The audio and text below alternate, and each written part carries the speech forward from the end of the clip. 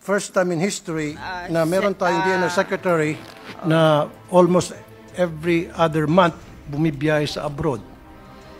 I would Yan like po to yung add... Ma'am, let me add. Yan po yung reklamo ng ilang mga taga-DNR mismo sa iba't ibang region na yung kanilang DNR Secretary hindi po nila nakikita or bihira nila makita in person para mag-inspection, unlike the other DNR Secretaries who goes to the ground para makausap sila at mag-inspeksyon.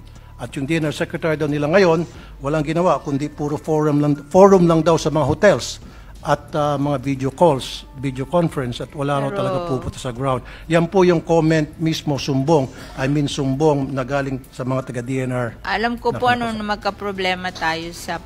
Yung secretary daw po ng DNR ay isang jet setter. This year alone, or starting nung siya po ay ma-appoint, umabot po sa 13 to 14 times yung kanyang foreign trips. Ano po yung pakinabang ng taong bayan doon po sa 13 to 14 foreign trips ni DNR Secretary Loizaga? Like I said, correct me if I'm wrong, kung tama ba yung binigay sa akin info, 13 to 14 trips. Although doon sa 13 to 14 trips, meron ka atang personal trips doon, so wag na natin i-consider yung maybe 2 or 3. But let's stick with the official trips. Ano po ang pakinabang ng taong bayan doon sa mga foreign trips na madalas daw pong mangyari compare po sa mga previous DNR Secretary na hindi ho masyado nagbibiyahe sa abroad? They prefer na magstay na lang dito at mag-ikot na lang po sa ground, mag-inspeksyon at tutukan po yung mga problema sa iba't ibang region. How many foreign trips? 5 or 6, I'm just confirming. Oh yeah, you just list down. Can the DNR Secretary, can we put her under oath if she says 5? We will suspend the rules if she's going to answer. You want... Kasi pag sinabi niyang 5, nope, I don't think nagkamali po yung mga source ko. Let's put her under oath na talagang panindigan niya na 5 ilan? 6, 5, I don't 6. think so. Hindi lang po 5. I think that sinasabi niya yung kanyang 7, 8, 9, ibang 10. trip personal. So it's not charged to the only...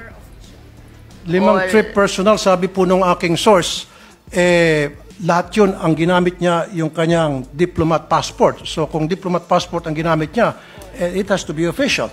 Kasi doon sa mga trips na binigay sa akin ng tipster ko from the DNR people alone, 2 beses lang niya ata nagamit yung kanyang personal passport. So karamihan daw doon ay puro diplomat passport.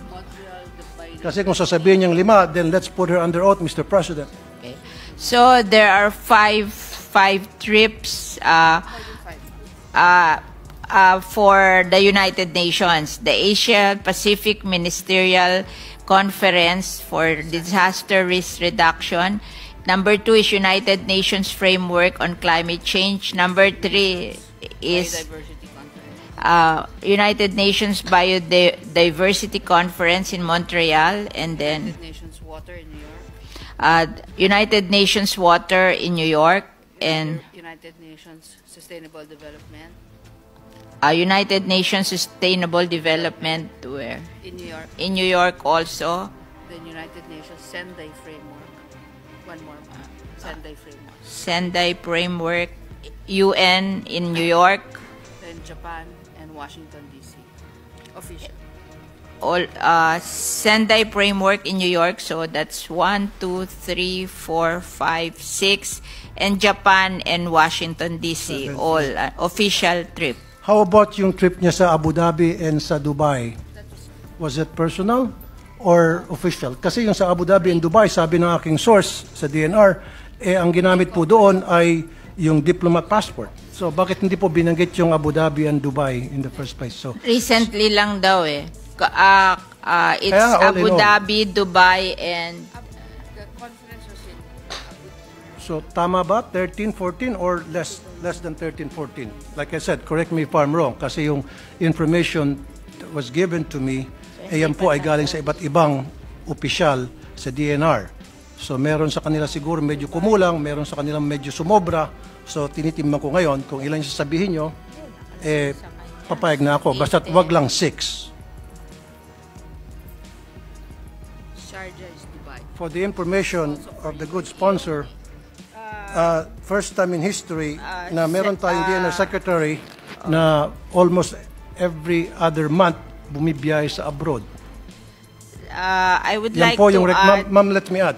Yan po yung reklamo ng ilang mga taga-DNR mismo sa iba't ibang region na yung kanilang DNR secretary hindi po nila nakikita or bihira nila makita in person para mag-inspection, unlike the other DNR secretaries who goes to the ground para makausap sila at mag-inspeksyon.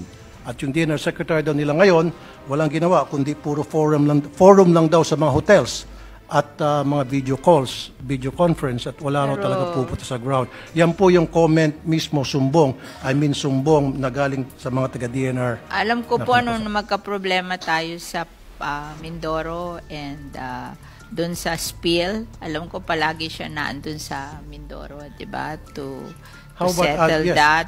Okay. And sinasabi niya, ito daw Dubai, most recent to, kaya hindi niya agad na banggit at hindi pa tapos. Meron pa Meron pa? Okay. Hindi, yung Abu Dhabi and parang November and December tong Abu Dhabi and Dubai. Hindi to before. No, the Abu Dhabi ay nabiyahe na. Just finish. Yes. And then Yung Dubai, ilang beses nabiyahe na. Ilang beses ba sa Abu Dhabi at ilang beses sa Dubai? Once lang daw. Yung Dubai is coming pa, di ba? Yun. No. Na-consume na po yun. Again, I'll put you under oath. Pag sinabi niyo po coming pa lamang. Please don't lie.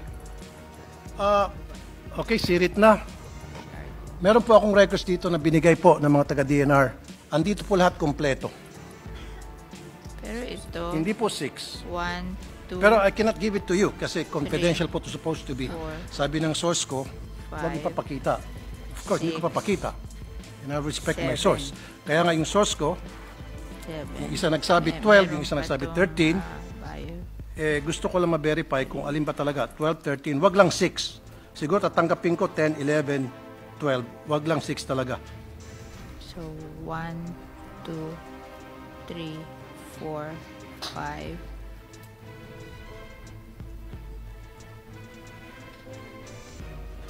5, 6, 7. 8, 9, Ano 10. yung pang 8?